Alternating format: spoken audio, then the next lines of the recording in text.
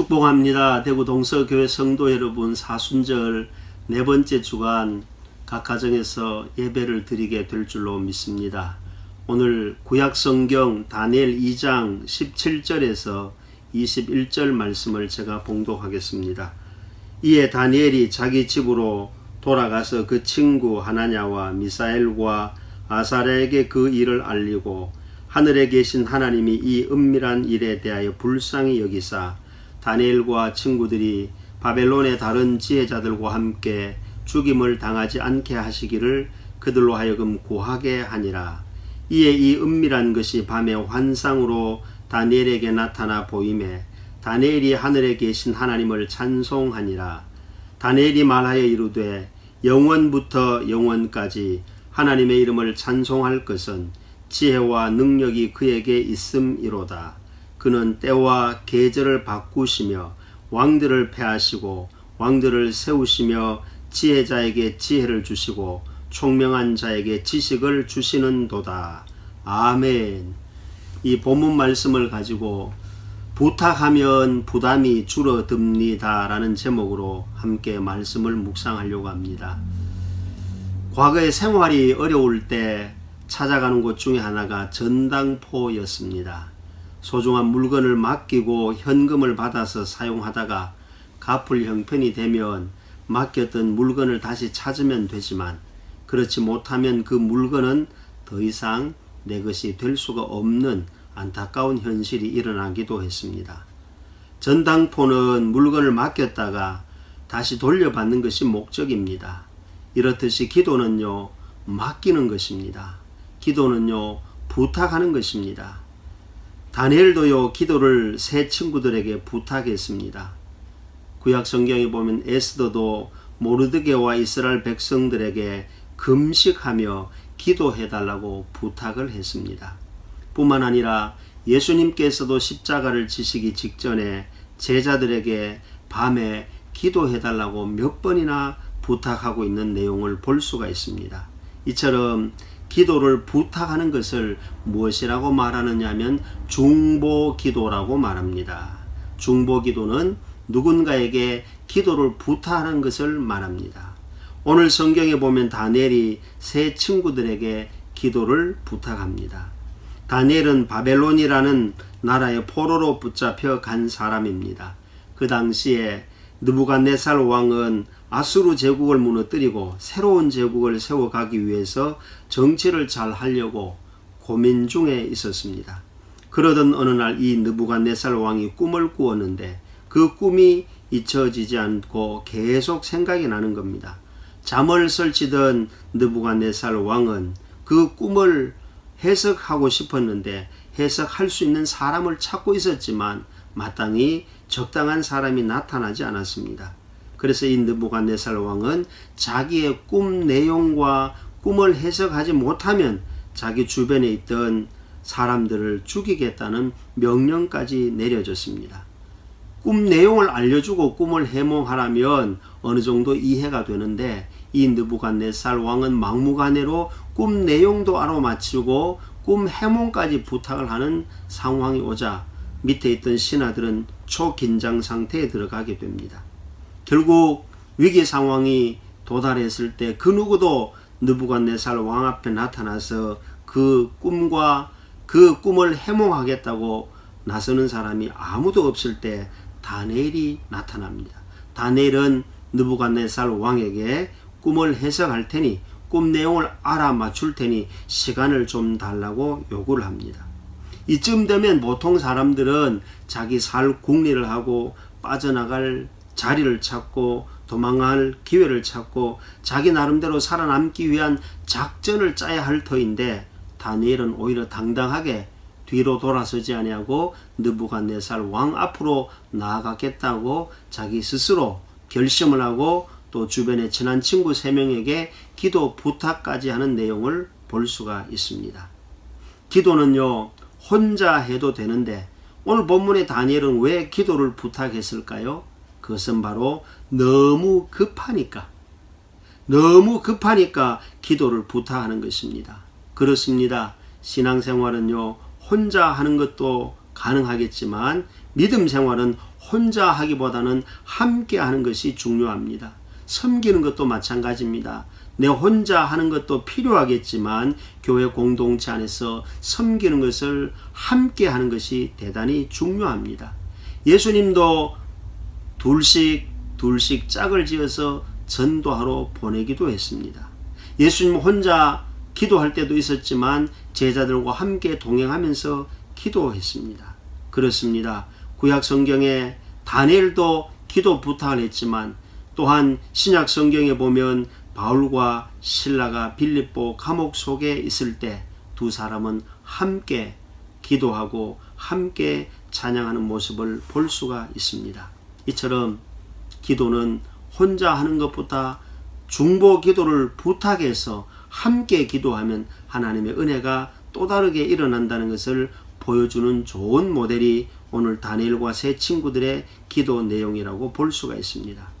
각 가정에서 사용하는 후라이팬은요, 혼자 사용해도 됩니다. 하지만 큰 불이 나면 혼자 해결할 수 없기 때문에 119 소방서에 신고를 해서 도움을 반드시 요청해야 됩니다. 그래야 우리는 화재를 미리 사전에 제압을 할 수가 있습니다. 큰 피해를 막을 수가 있다는 말입니다. 본문 말씀의 다니엘과 세 친구들의 중보기도는요, 죽음의 위기 앞에서 살아나는 은혜가 있었습니다. 에스더와 모르드게와 이스라엘 백성들이 금식하며 중보 기도했을 때 이스라엘 민족이 살아나는 역사가 나타났습니다.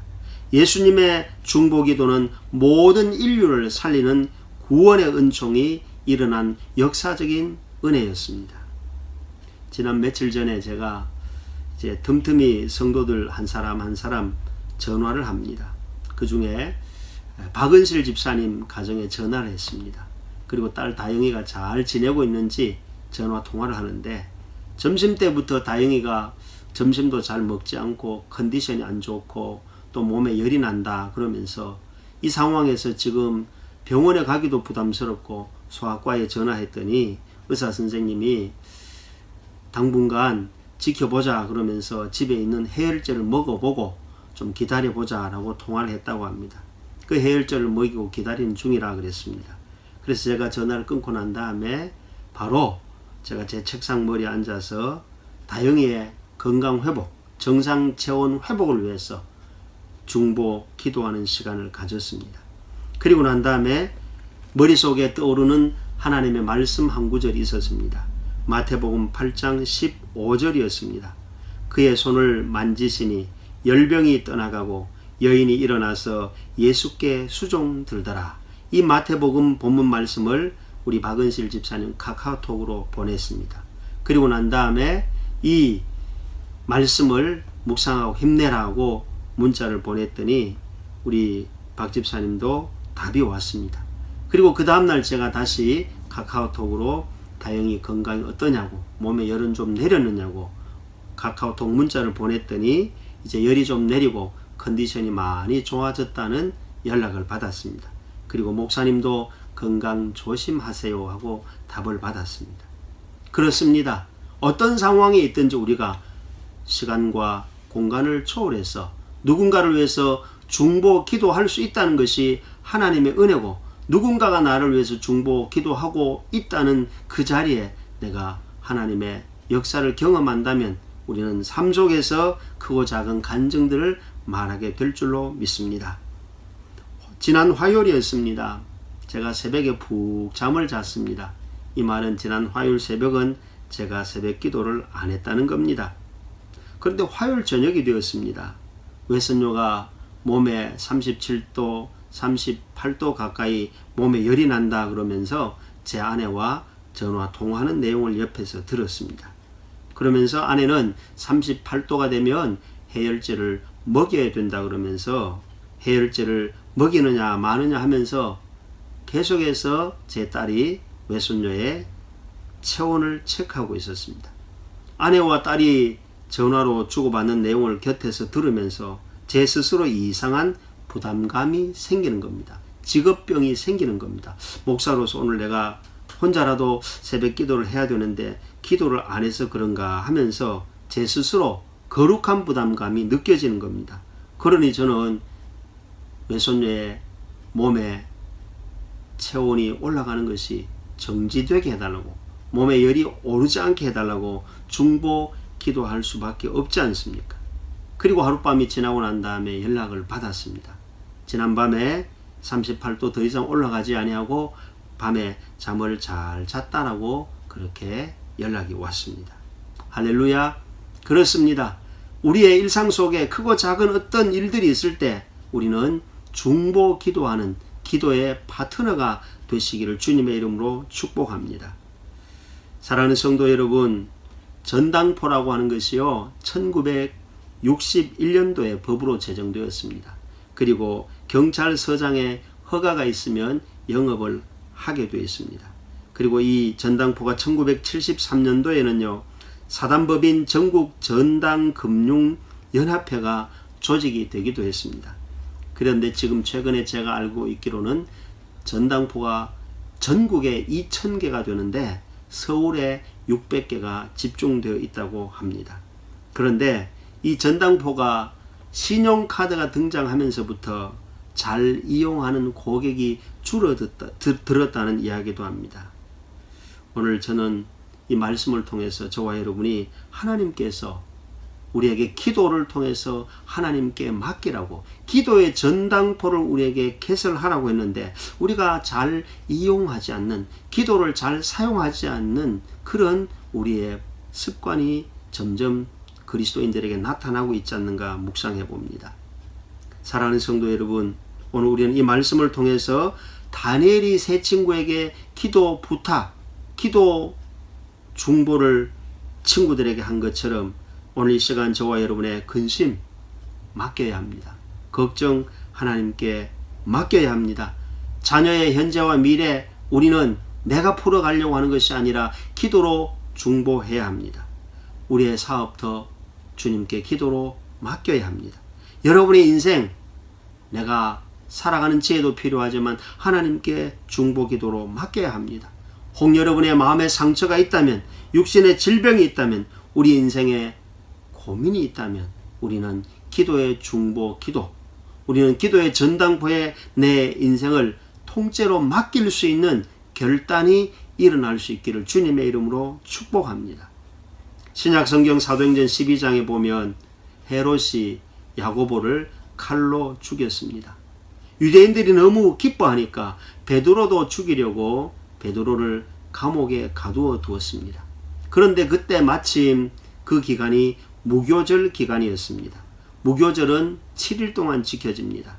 이 베드로를 감옥에 넣어놓고 4명씩 4패로 군인들이 든든하게 지키고 있었습니다. 이 유대인들은 무교절 기간에는 사람을 처형하는 것은 피했기 때문에 무교절 7일 동안 베드로가 감옥에 있었고, 성경이 그렇게 기록하는 것은 초대교회 성도들이 베드로가 투옥된 것을 알고 최소한 아마 7일간은 베드로를 위해서 중보 기도했다는 것을 우리가 알 수가 있습니다. 사도행전 12장 5절에 보면 이에 베드로는 옥에 갇혔고 교회는 그를 위하여 간절히 하나님께 기도하더라. 할렐루야. 그렇습니다. 초대교회 성도들은요 중보 기도 훈련이 돼 있었다고 볼 수가 있습니다. 그때 하나님께서 어떻게 역사하십니까? 천사가 나타나서 베드로를 탈옥시켰습니다. 군인들을 4패로 4명씩 든든히 지키고 있었지만 군인들 눈을 피해서 베드로가 풀려나기도 했습니다. 그리고 베드로가 옥문에 열리면서 풀려나게 되는 기적적인 역사가 일어났습니다. 그렇습니다. 중보기도는 하나님의 방법, 하나님의 역사, 하나님의 그 은혜가 나타나는 현장이라는 것을 우리에게 잘 보여주고 있습니다. 가정에 가면 또 음식점에 가면 검은 숯덩어리가 있습니다. 이 검은 숯덩어리는 가볍습니다. 그리고 그 검은 숯덩어리는 약합니다. 그리고 검은 숯덩어리는 볼품도 없습니다. 그런데 이 검은 숯덩어리가 불이 붙으면요 뜨겁습니다. 따뜻합니다. 그리고 이 숯덩어리가 불이 제대로 붙기만 하면 곰탕도 끓입니다. 무쇠도 녹여버립니다. 이처럼 중보기도에 불이 붙으면 마음이 뜨거워질 줄로 믿습니다. 중보기도가 오늘 우리에게 가슴에서부터 시작된다면 우리의 가슴이 뜨거워질 뿐만 아니라 얼어붙은 마음까지도 녹이게 될 것입니다. 예수님이 십자가에서 중보기도할 때 강팍한 강도의 마음을 녹여버렸다는 사실입니다. 이것이 바로 중보기도의 힘이라는 것을 우리는 말씀을 통해서 잘 볼 수가 있습니다. 거북이와 토끼 경주 이야기를 잘 합니다. 거북이와 토끼 경주에서 누가 이겼습니까? 거북이가 이겼습니다. 많은 것을 보기 위해서는요, 우리가 거북이처럼 천천히 때로는 느리게 가야 할 때가 있습니다. 여유 있게 우리는 갈 수 있는 자세가 필요합니다. 토끼처럼 달리기만 한다고 되는 게 아닙니다.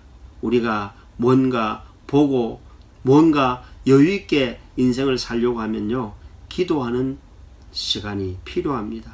달리기만 할 것이 아니라 잠시 멈추어서 우리는 하나님 앞에 내가 기도하고 내가 누군가를 위해서 중보 기도하는 시간이 필요하다는 사실입니다. 오늘 본문에 보면 다니엘 2장 15절에 왕의 명령이 어찌 그리 급하십니까? 했습니다.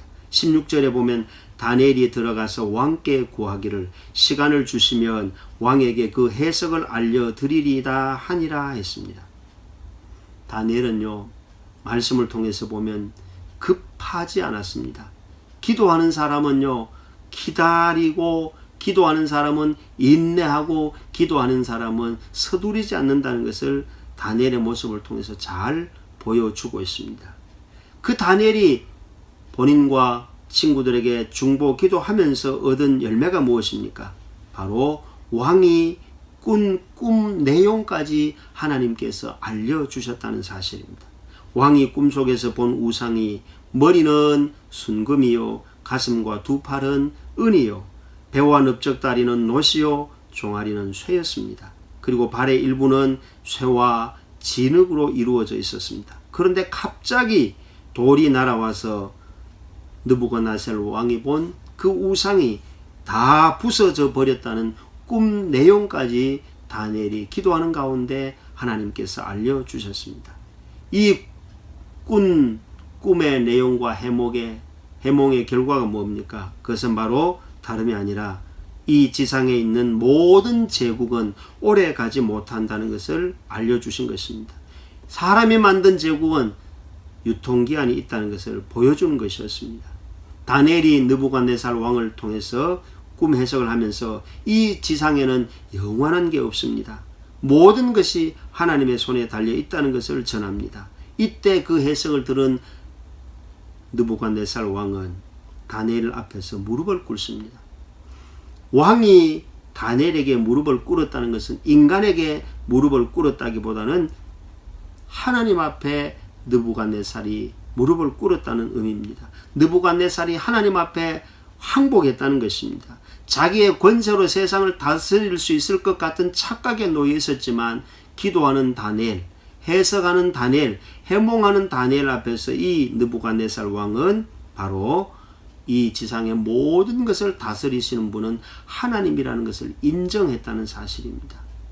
다니엘서 2장 46절에 보면 이에 느부갓네살 왕이 엎드려 다니엘에게 절하고 명하여 예물과 향품을 그에게 주게 하니라 했습니다.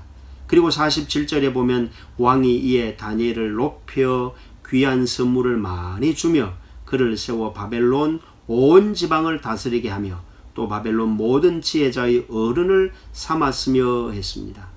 무슨 이야기입니까? 중보 기도하는 다니엘에게 하나님이 은혜를 주십니다. 어떤 은혜입니까? 중보 기도하는 사람에게는 예물이 주어지고 향품이 주어지고 선물이 전달되고 다니엘이 높여짐을 당하고 사명을 감당할 수 있는 현장을 하나님께서 주셨다는 사실입니다.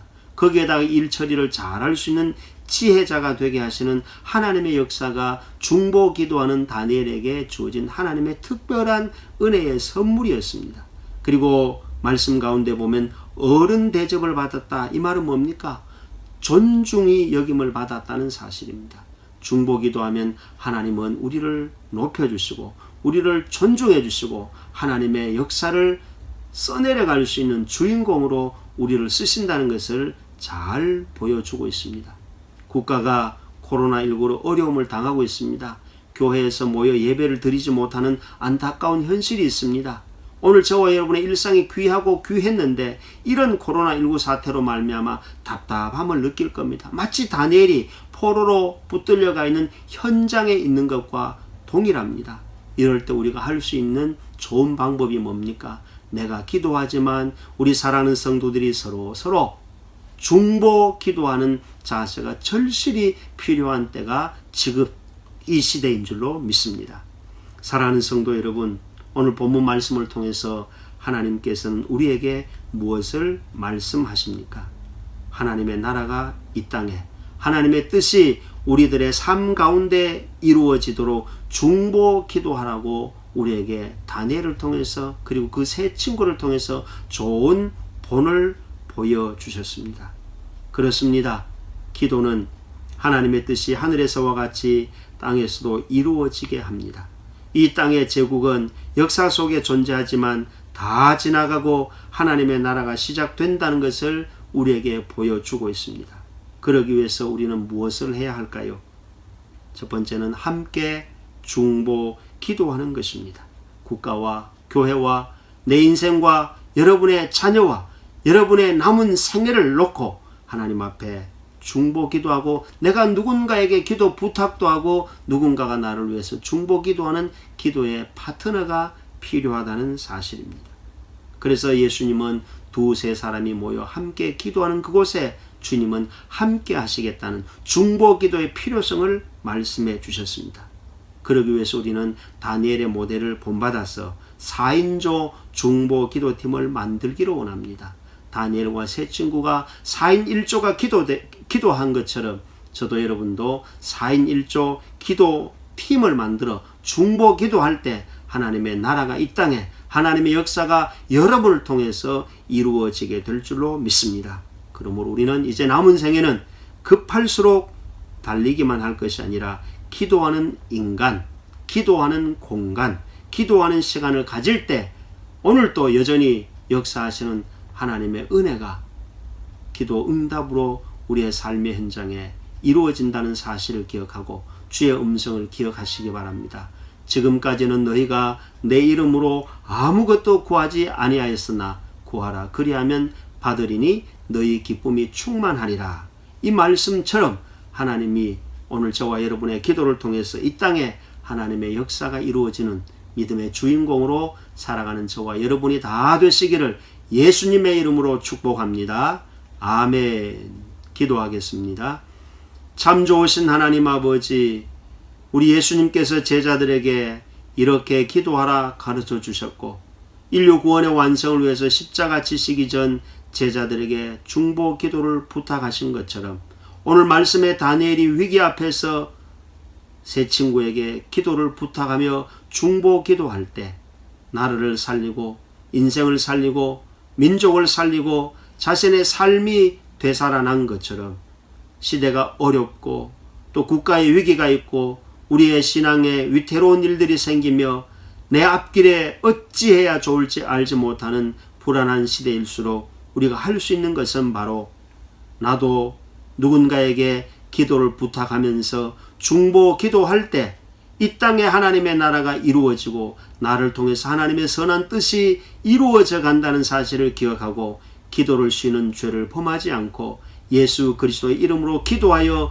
응답의 기쁨을 맛보며 세상의 빛과 소금의 사명을 잘 감당할 수 있는 우리 대구 동서교회 모든 성도와 공동체가 되게 도와 주옵소서. 예수님의 이름으로 감사하며 기도하옵나이다. 아멘.